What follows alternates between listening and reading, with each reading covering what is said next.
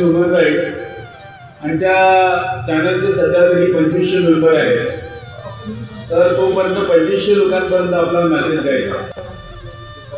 आज आपण ज्या दोन महत्त्वपूर्ण मुद्द्यांवर चर्चा करणार आहोत ती आहे जोहरान ममदानी. अमेरिकेच्या न्यूयॉर्क राज्यामधून तो मेयर निवडून आला.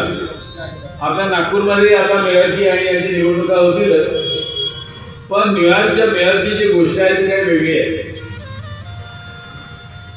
आणि दुसरी जी महत्त्वाची गोष्ट आपल्या भारतातली घटना आहे ती आहे वंदे मातरमची. वंदे मातरम हा आता आज जर तुम्ही पेपर बघाल तर हा सगळ्यात मोठा विवादाचा प्रश्न हा वंदे मातरम झालेला आहे. जोहरान ममदानी आणि वंदे मातरम हे दोन काय प्रश्न आहेत हे आपल्याला समजले पाहिजे.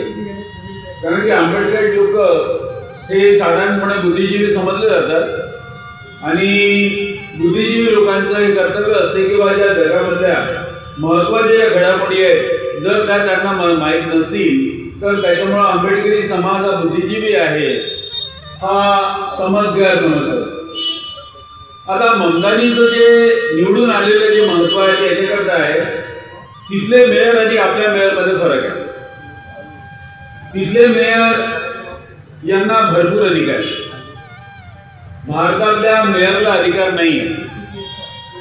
आपल्या भारतातला नागपूर महानगरपालिकेचा मेयर म्हटला तर जास्तीत जास्त आपल्या लोकांच्या ज्या आपण असं म्हणून किंवा नागरिकांच्या सोयी सवलती आहेत त्यांच्याकडे लक्ष देणार असतं. अमेरिकेचं जेव्हा गठन झालं तेव्हा अमेरिकेत स्टेट्स आहेत, अनेक राज्य आहेत आणि ते राज्य मिळून एक देश बनला. त्यामुळे त्याला युनायटेड स्टेट्स ऑफ अमेरिका म्हणतात. अमेरिकेचं स्वातंत्र्य युद्ध हे स्टेट कसे एकत्र झाले, अमेरिकेचं गृहयुद्ध कसं झालं हा इतिहास वेगळा आहे. जो तिथला मेयर त्याला अधिकार इतके आहेत जसं आता आपण आपल्या इकडे मेयर आणि पोलीस, एखादा पोलीस ठाण्याचा अधिकारी आपल्या मेयरच्या अखत्यारीत नसतो, तो पोलीस कमिशनरच्या अखत्यारीत असेल. न्यूयॉर्कमध्ये तसं नाही. न्यूयॉर्कची पोलीस ही मेयरच्या अखत्यारीत असते. न्यूयॉर्कचं ट्रान्सपोर्टेशन आपल्या इकडे एसटीच्या बसेस चालते, तिकडे न्यूयॉर्क स्टेटच्याच बस चालते. त्यामुळं तिथल्या मेयरचा रुतबा अंदाज तिथल्या मेयरचे अधिकार जास्त आहेत आणि तिथं हा जो मेयर निवडून आला तो मुळात मुस्लिम वंशांचा आहे. अमेरिकेमध्ये मुस्लिम द्वेष किंवा मुस्लिम फोबिया म्हणतात त्याला, तो काही नवीन नाही आणि त्याच्यामध्ये हा मुस्लिम हा मेयर म्हणून निवडून आला ते एक प्रॉब्लेम झाला. दुसरा असा की तो मुळात भारतीय वंशाचा आहे. म्हणजे भारतातून सिंध गुजरातमधून आणि त्या काळाचा सिंधाचा प्रांत तो एक प्रांत त्यावेळेस एक मोठा मुंबई प्रांत होता. त्याच्यामध्ये मुंबई गुजरात सिंध हा पूर्ण प्रांत आहे. हळूहळू विभाजन झालं पण मोठा प्रांत होता. तर त्याचे वाटोळे तिथे आहेत आणि ते तिथून आफ्रिकेत गेले आणि आफ्रिकेतून मग ते अमेरिकेत स्थलांतरित झाले. तर तो भारतीय मिळत आहे. आणि तिसरा प्रॉब्लेम जो ट्रम्पला आहे तो असा की हा समाजवादी आहे, हा सोशलिस्ट आहे आणि ट्रम्पनी जेवढी याच्या विरुद्ध मूवमेंट सुरू केलेली आहे ती त्याला जाऊन अभूतपूर्व आहे. म्हणजे ट्रम्पनी एवढी धमकी दिली आहे की बा तू मेयर झालास पण जर तुला आमच्याकडून सेंट्रल गव्हर्नमेंटकडून मदत पाहिजे असेल तर तुला सरळ वागावं लागेल. तर आज जागतिक स्तरावर जो प्रश्न गाजतो आहे तो ममदानी हा न्यूयॉर्कचा मेयर झाला या प्रश्न. आणि खरोखर आपल्या भारतातले जे राज्यकर्ते आहेत ज्यांना सत्ता प्राप्त करायची आहे त्यांनी या बाबींकडे विशेषतः लक्ष दिलं पाहिजे की ममदानी नावाचा एक मुस्लिम समाजवादी स्थलांतरित हा न्यूयॉर्कचा मेयर कसा झाला. जगातल्या बहुतेक मीडियानी या गोष्टीला व्यवस्थित प्राधान्य दिलं किंवा ममदानी यांना जे न्यूयॉर्कचं मेयर पद प्राप्त झालं त्याचं काय कारण असावं. न्यूयॉर्कचं जो शहर आहे हे स्थलांतरितांचं शहर आहे. म्हणजे संपूर्ण जगातून स्थलांतरित होऊन लोक हे न्यूयॉर्कमध्ये आले. त्यांनी न्यूयॉर्क शहर समृद्ध केलं आणि या स्थलांतराविरुद्ध आज युरोपमध्ये विशेषतः अमेरिकेमध्ये एक भांडण सुरू आहे की जे स्थलांतरित आता येत आहेत त्यांना अमेरिकेच्या बाहेर काढा। आणि ट्रम्पची पॉलिसी आहे, भारतीयांना सुद्धा त्यांनी बेड्या घालून पंजाब इथं पोहोचवलं, परत केलं। आणि जे जे अवैध प्रवासी किंवा अवैध स्थलांतरित आहेत त्यांना देशाच्या बाहेर काढा, अशा प्रकारचे आहे। आता वैध कोण अवैध कोण हे ठरवणं अजून कठीण। तर त्यामुळं न्यूयॉर्कमध्ये हे स्थलांतरित लोक खूप असतात।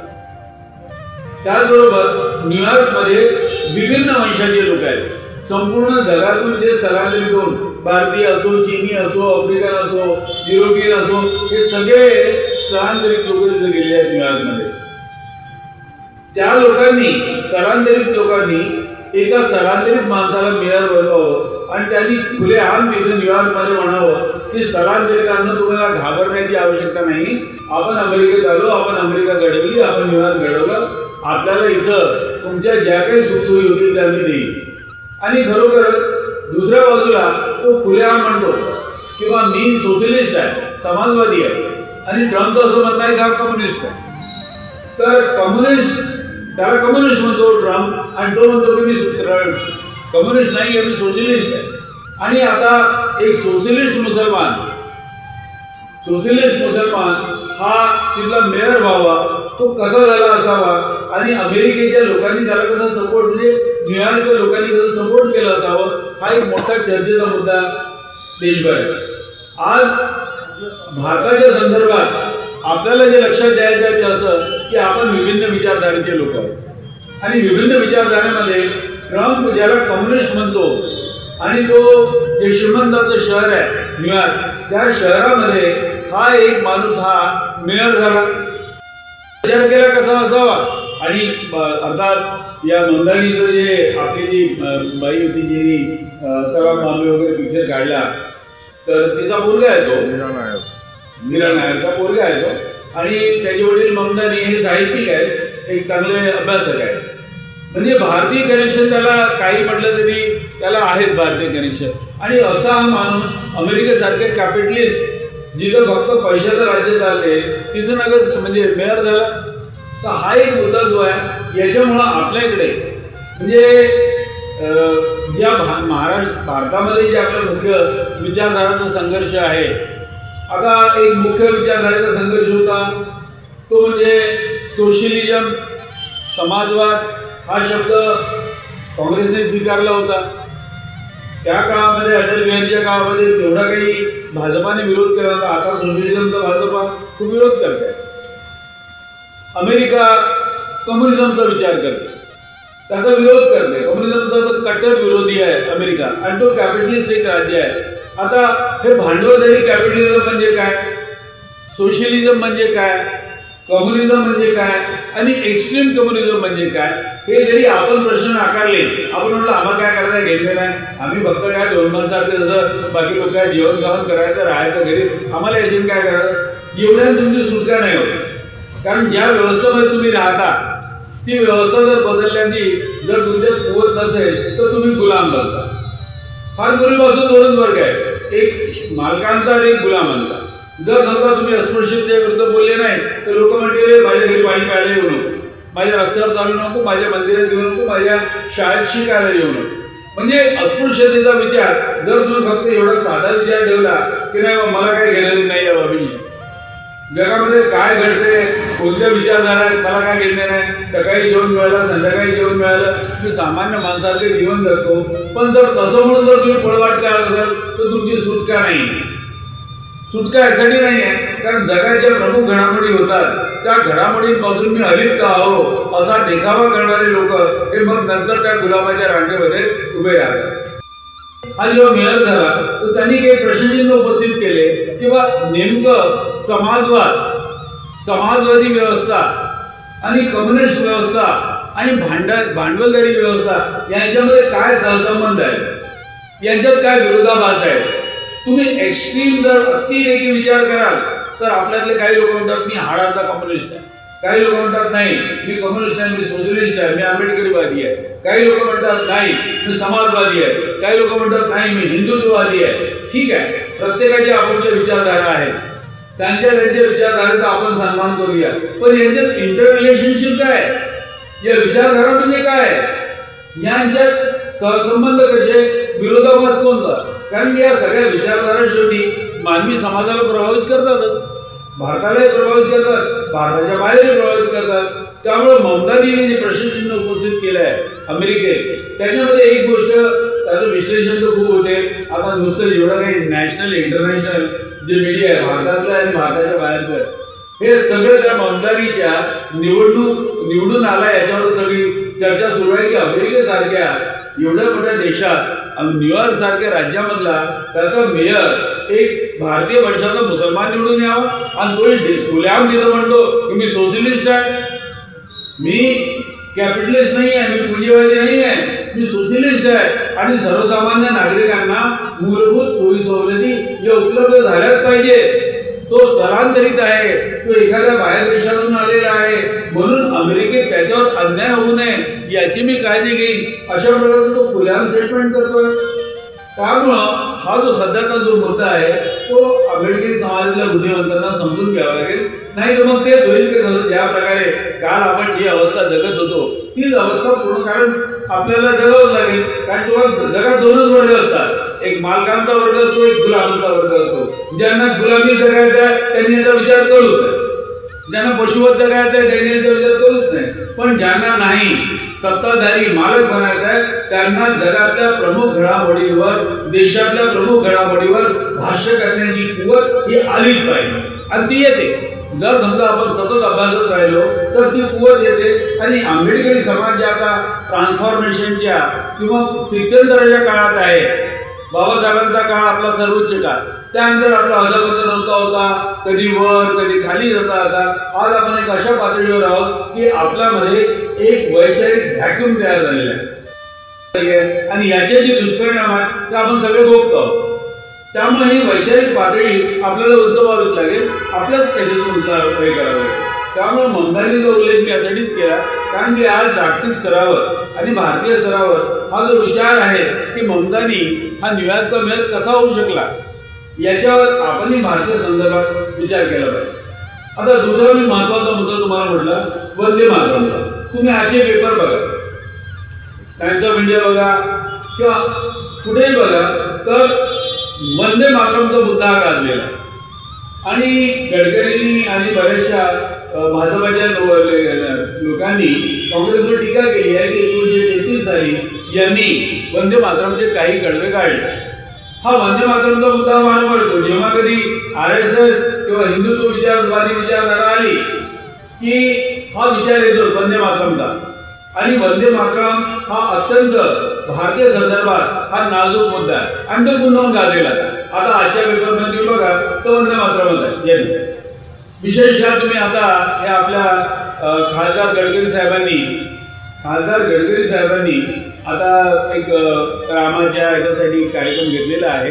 खासदार विजयी तो कार्यक्रम सुरू आहे, मला वाटते त्या आपल्या देशमुख मैदानावर कुठेतरी आहे तो कार्यक्रम आणि त्याच्यामध्ये हा मुद्दा आला वंदे मातरमचा. आणि पूर्ण भाजपाने आणि पूर्ण संघ परिवारांनी वंदे मातरमचा मुद्दा घेऊन काँग्रेसवर टीका सुरू केलेली आहे. आणि जर हा वंदे मातरमचा मुद्दा काय हे जर आपल्याला समजलं नाही तर आंबेडकरी लोकांची कुठेतरी पोकळी आहे. आता वंदे मातरम काय, एक तुम्ही पिक्चर पाहिलं तर मुळात एक कादंबरी आहे आनंद मठ नावाची कादंबरी आणि ती पिक्चर आहे. त्या आनंद मठाच्या म्हणजे चट्टोपाध्याय जे होते त्यांनी जी लिहिलेली कादंबरी आहे त्याच्यामध्ये बंगालमध्ये मुस्लिम आणि हिंदू यांच्यामध्ये झालेल्या संघर्षाची ती कहाणी वंदे मातरम म्हणजे आनंद मठ. आणि त्या आनंद मठाचं एक गीत आहे आणि हे गीत तुम्ही बहुतेकांनी ऐकलेलं आहे. लता मंगेशकरच्या सुरीला आवाज गीत आहे वंदे मातरम वगैरे आणि याची चर्चा झाली आहे. आता या वंदे मातरमचा मुद्दा आज देशामध्ये भारतामध्ये हा प्रमुख मुद्दा कसा व्हावा. वंदे मातरमचा मुद्दा तुम्हाला प्रमुख म्हणजे काय. आता वंदे मातरम एक गीत आहे साधारण आणि हा संपूर्ण दोन राजकीय विचारधारा, एक काँग्रेसची राजकीय विचारधारा, दुसरी भाजपाची राजकीय विचारधारा, हिंदू आणि मुस्लिमांची विचारधारा याचा काय सहसंबंध आहे. आनंदमठ हे एका ज्याला आपण म्हणून ब्राह्मणांनी लिहिलेली कादंबरी आणि त्याच्यामध्ये त्यांनी देवीचं वर्णन केले. त्यांनी देवीच्या वर्णनांमध्ये जमीन, माझा देश, माझी भूमी आणि देवी या दोघांचं मिश्रण केलेलं आहे। एका बाजूला तो त्या भूमीला वंदन करतो, वंदे मातरम। कोणत्या मातरमला? सुजलाम शुभलाम मलय शीतलाम सस्य श्यामलाम मातरम, म्हणजे ही माझी माता कोणती? सस्य आहे, शुभलाम आहे म्हणजे ही माझी जमीन आहे, ती सुपीक आहे, त्याच्यामध्ये पाणी आहे, त्याच्यात मी पोषित झालेलो आहे, अन्न जल मला या जमिनीने मिळालेलं आहे, म्हणून मी त्याच्याने पोषित झालेलो आहे, म्हणून ही माझी माता आहे आणि मी तिला वंदन करतो। म्हणजे मी या भूमीला माता समजून वंदन करतो, या अशा प्रकारचं ते पहिले कडवं आहे। हे दोन कडवे जे आहेत ते जे आता आपण आपलं राष्ट्रगान म्हणून स्वीकारलं आहे, राष्ट्रगीत नव्हे राष्ट्रगान म्हणून आपण स्वीकारलेलं आहे वंदे मातरमला, आणि हे दोन कडवे। त्याच्या नंतरचे कडवे मात्र ते देवीचं वर्णन करतात। तिला 8 भुजा आहेत, अष्टभुजा आहेत, तिच्या हातात चक्र आहे वगैरे, जे आपण कधी कधी तुम्ही भारत माता किंवा जी अशी म्हणून बघितली असेल त्या देवीचं वर्णन करतात। आता काय झालं, ज्या वेळेस भारताचं स्वातंत्र्य युद्ध सुरू झालं, त्या स्वातंत्र्य म्हणजे इंग्रजांच्या विरुद्ध, तर त्याच्यामध्ये दोन्ही पक्ष होते, त्याच्यामध्ये मुस्लिमही होते सोबत आणि त्यामध्ये काँग्रेसही होती। काँग्रेस म्हणजे हिंदू बाहुल्य असलेली काँग्रेस होती आणि दोघेही इंग्रजांच्या विरुद्ध मांडत होते। आणि त्यावेळेस हिंदूंचा म्हणजे विशेषतः ब्राह्मणी लोकांचा आग्रह असा होता की हा जे वंदे मातरम आहे हे गीत, वंदे मातरम हे गीत हे राष्ट्रगीत म्हणून स्वीकारावं, हा हिंदूंचा आग्रह होता, ब्राह्मणांचा आग्रह होता। हा जो म्हणजे वंदे मातरम झालं, याच्यावर या वंदे मातरमवर 2 वर्ग तयार झाले, एक देवीचं रूप नाकारणारे, एक देवीचं रूप स्वीकारणारे, आणि तो वाद तिथे संपला। त्यावेळेस संपला तो वाद, म्हणजे आपलं स्वातंत्र्य काळात तेव्हाही संपलं। आणि एक महत्त्वाचा मुद्दा इथं आला किंवा जे भगतसिंग आहेत किंवा बाकीचे लोक आहेत, त्या लोकांनी ज्यांनी सशस्त्र क्रांती इंग्रजांच्या विरुद्ध केली होती, त्यांनी हे देश माझी आई आहे, ही माझी मातृभूमी आहे, मातृभूमी आहे म्हणून त्यांनी सुद्धा त्या गीताला मर्यादित स्वरूपात स्वीकारलं। त्यामुळे आम्ही आपण जे म्हणतो ना मधुर माता लाल तेरे बहुतेरे वगैरे जी भगतसिंगाची वगैरे गाणी बघितली जातात, त्याच्यामध्ये त्यांनी या भूमीला ही माझी आई आहे आणि हिला ही माझी आई ही दुसऱ्याच्या पारतंत्र्यात आहे, मी तिला स्वतंत्र करेन अशा प्रकारची एक विचारधारा स्वीकारली।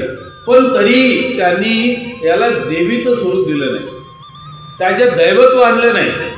पण आता काय झालं, आता जर तुम्ही आज वाद बघाल तर त्यांनी सरळ सरळ असा वाद केला आहे किंवा हिंदू ही जी वंदे मातरम जे मूळ गीत होतं, ज्याच्यामध्ये एका देवीचं वर्णन आहे, भारत माता म्हणजे देवी आहे, तेच आम्ही स्वीकारलेलं पाहिजे होतं, तेच म्हणजे भारतीयत्व, तेच म्हणजे जर तुम्ही आजच्या स्वरूपात जर तुम्ही स्वीकारत नसाल तर तुम्ही मुस्लिम दार्जिने, तुम्ही मुस्लिमांचा अनुनय करणारे अशी भूमिका बीजेपीने घेतली आहे। आणि ती भूमिका आता तुम्हाला एवढं आढळलं आणि तेच प्रात्यक्षिक तिथं झालं। नागपूरच्या त्या देशमुख मैदानावर जे काही रामाचा उल्लेख झाला त्याच्यामध्ये हे प्रात्यक्षिक झालं आणि त्याच्यामध्ये म्हणजे आता बीजेपीचं स्वरूप आहे ते बदललं। म्हणजे बीजेपीने आता आपले जे हिंदुत्वाचा जो विचार आहे तो आता प्रकर्षानं मांडण्यास सुरुवात केली। आता याच्यावर आंबेडकरी समाजाच्या काय प्रतिक्रिया असतील हा नंतरचा भाग आहे, पण सगळ्यात पहिल्यांदा समजलं तर पाहिजे वंदे मातरम हा काय प्रकार आहे।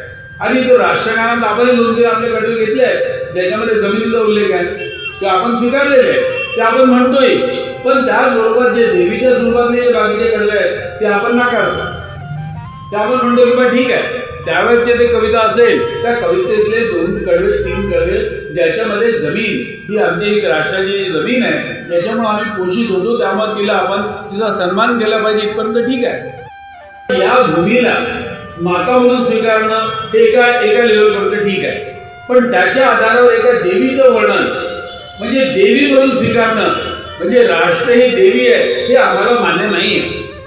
कारण मुस्लिमांची देवाची कल्पना ही वेगळी आहे, ते कोणत्याही प्रकारच्या मूर्तीला किंवा कोणत्याही प्रकारच्या देव म्हणून स्वीकारत नाही, त्यांचा देव कसा आहे निराकार। आता याच्यातली कल्पना थोडीशी साकार आणि निराकाराची कल्पना आपण समजून घेऊया। देवाचे 2 प्रकार, एक साकार आणि एक निराकार।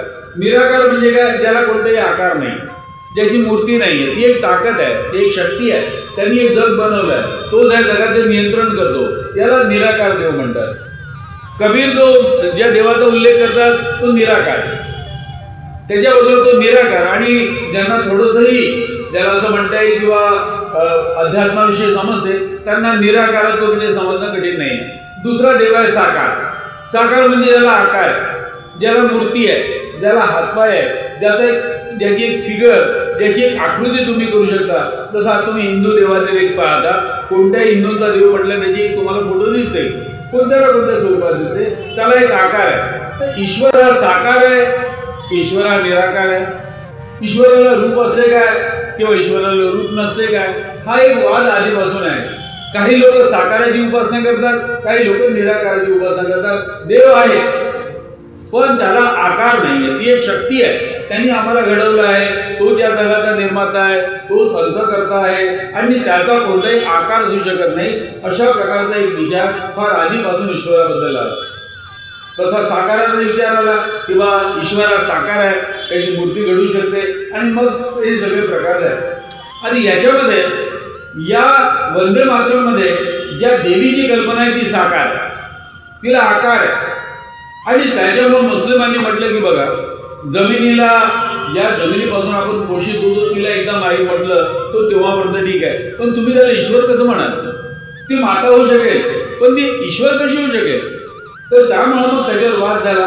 आणि असं म्हणतात आजच्या पेपरनुसार किंवा त्यावेळेस हे जे बाकीचे जे कडवे आहेत देवीचं वर्णन करणारे, ते काँग्रेसने मान्य केले नाही. दैवत्वाची किंवा साकार ईश्वराची कल्पना ही आम्हाला मान्य नाही आहे.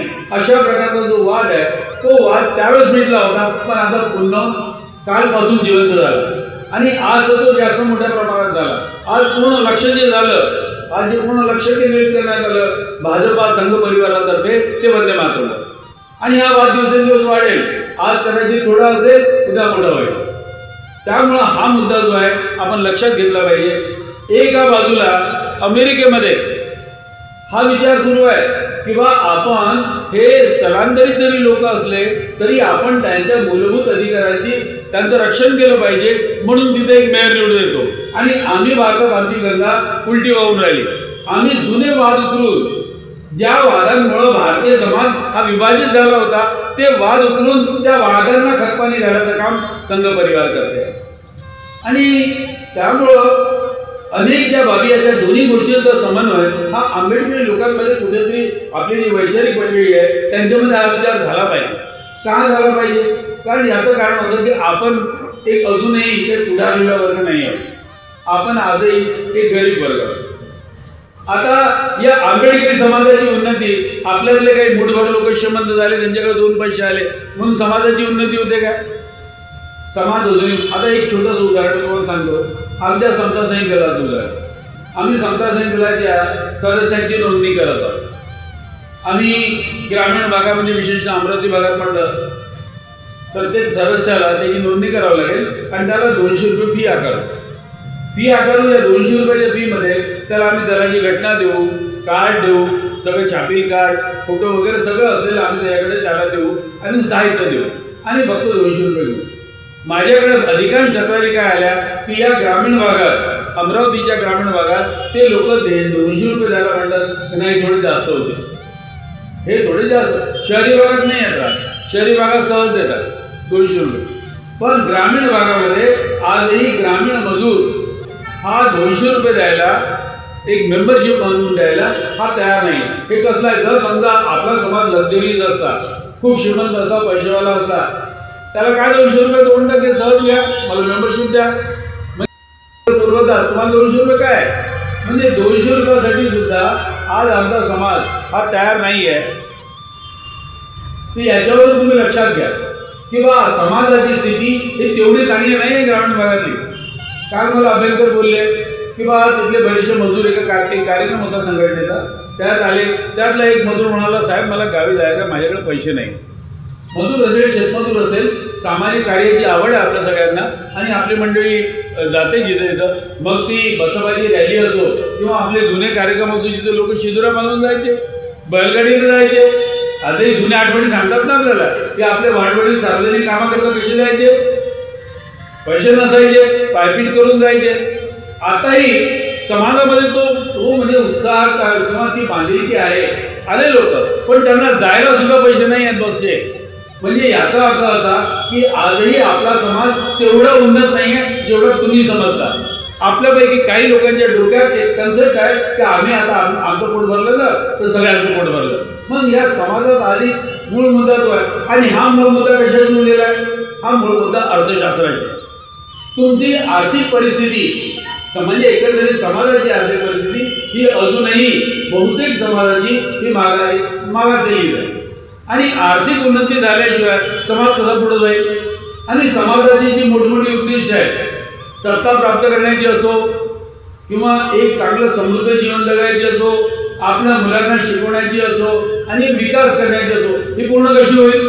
जोपर्यंत समाजामध्ये आर्थिक परिस्थिती उन्नत होणार नाही. आणि त्यामुळे मग तुम्हाला हळूच एक विचार करावा लागतो की बा आपल्या समाजाची आर्थिक उन्नती ही कशी होईल, याच्यावर विचार करावा लागतो. आणि मग आपल्याला अंतर्मुख व्हावं लागते. आणि मग आपण दोन रस्ते निवडतो. एक शॉर्टकट, काही विशिष्ट लोकांचा, जे श्रीमंत लोक आहेत त्यांचा पदर धरून आपण श्रीमंत झालं पाहिजे. जे काही प्रस्थापित राजकीय नेते आहेत त्या प्रस्थापित राजकीय नेत्यांची संगनमत करून माझाही आर्थिक लाभ झाला पाहिजे, हा शॉर्टकट. दुसरा लॉंगकट कोणता? की नाही, एकंदरीत अर्थकारणावर, समाजाच्या अर्थकारणावर विचार करून आपण आर्थिकदृष्ट्या समृद्ध झालो पाहिजे. मग आपण छोटे मोठे प्रयोग करतो. आपण आरक्षणाचा एक सिद्धांत स्वीकारतो, जिसकी जितनी संख्या वारी उसकी उतनी भागीदारी. म्हणजे बा संख्येच्या अनुपातात जे बाबासाहेबांनी म्हटलं की बा अशा प्रकारे बाबासाहेब म्हणाले, संविधानात लिहिले तरी 3 प्रकारचे न्याय लिहिले, आर्थिक आणि राजनैतिक. आर्थिक न्याय म्हणजे काय? हा नेमका आर्थिक न्याय म्हणजे काय? आणि मग आर्थिक न्याय म्हटला की मग बाबासाहेबांचा एक संपूर्ण विचार येतो.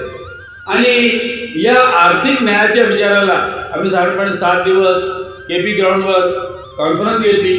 आणि त्यामध्ये मला वाटतं तुमचं फार मोठं योगदान होतं. 7 दिवस आपण तिथं कॉन्फरन्स घेतली आणि भारतातल्या प्रमुख विचारवंतांना तिथं बोलावलं की बाबासाहेब जे म्हणतात, संविधानात जे नमूद आहे की आर्थिक न्याय हा आम्ही त्यांच्या नागरिकांना प्राप्त करून देण्यासाठी आम्ही कटिबद्ध आहोत.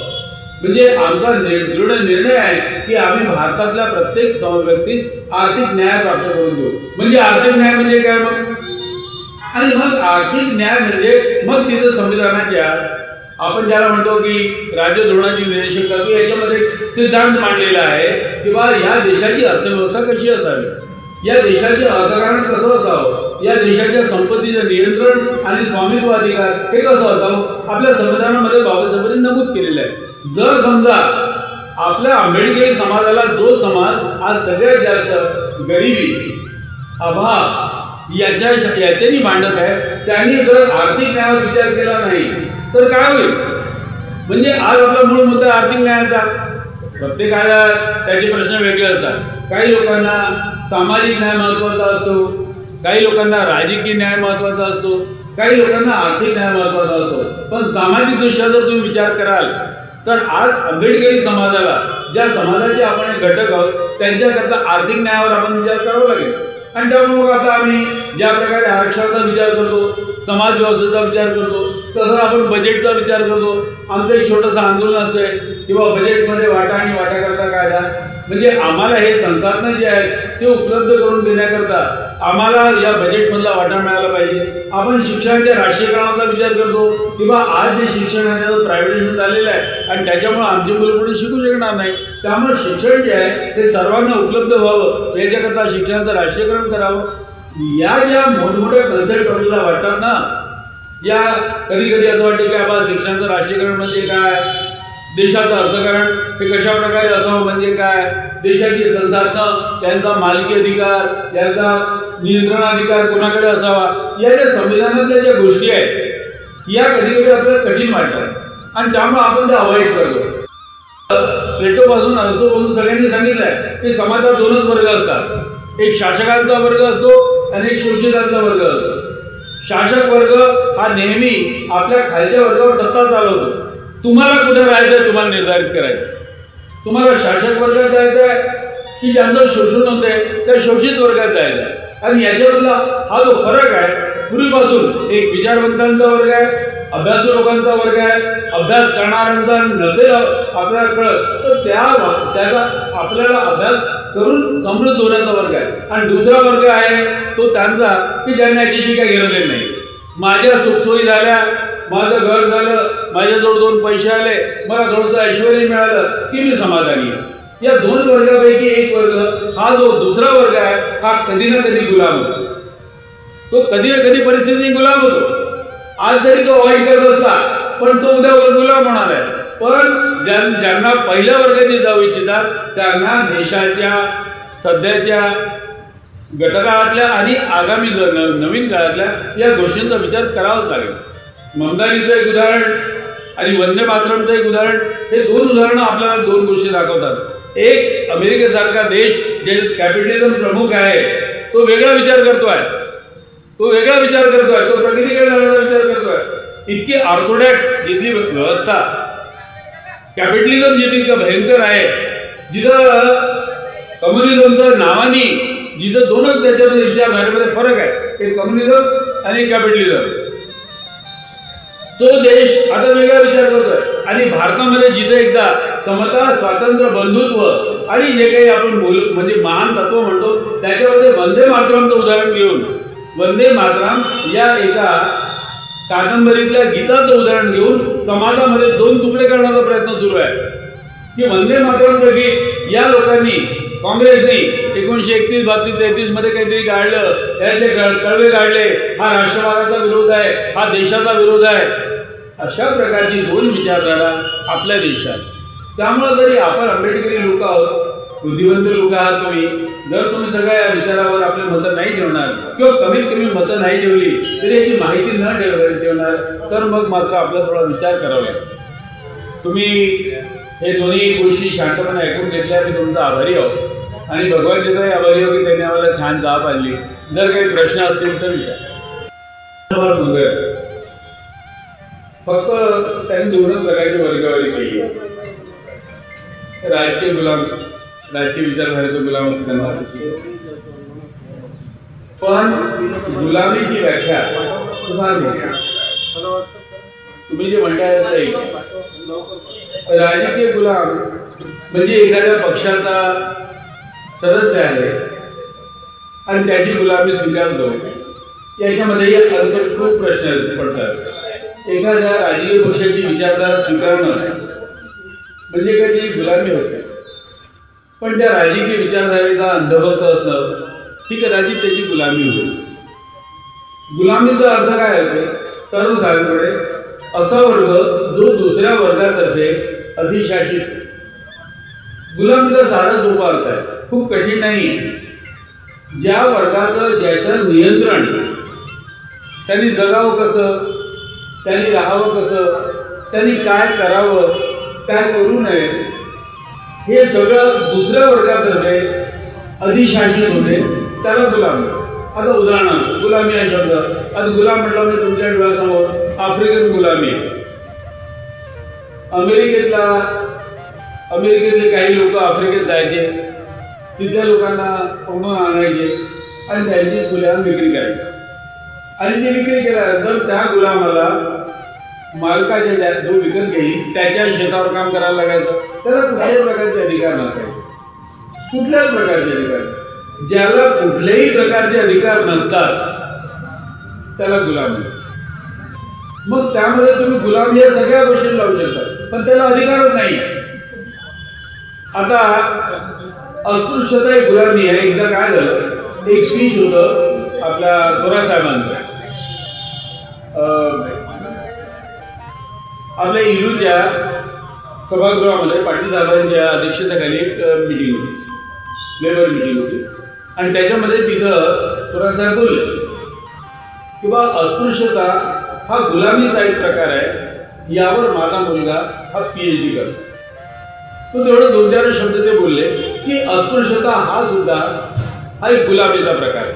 तुम्ही जी गुलामी म्हणता त्याला फार वास्ट आहे. म्हणजे थोडक्यात वेळ दुसरे तुमच्या सगळं जे ठरवतात ते दुसरे ठरवतात. आणि तुम्ही हा उल्लेख केला म्हणून तुम्हाला एक सुंदर बोलला सांगतो की अनटेनेबिलिटी, अस्पृश्यता ही गुलामीपेक्षा वाईट आहे. असं बाबासाहेबांचं पुस्तक आहे.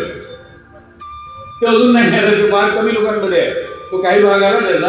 पण अस्पृश्यता ही गुलामीपेक्षा वाईट आहे असं बाबासाहेबांचं पुस्तक आहे.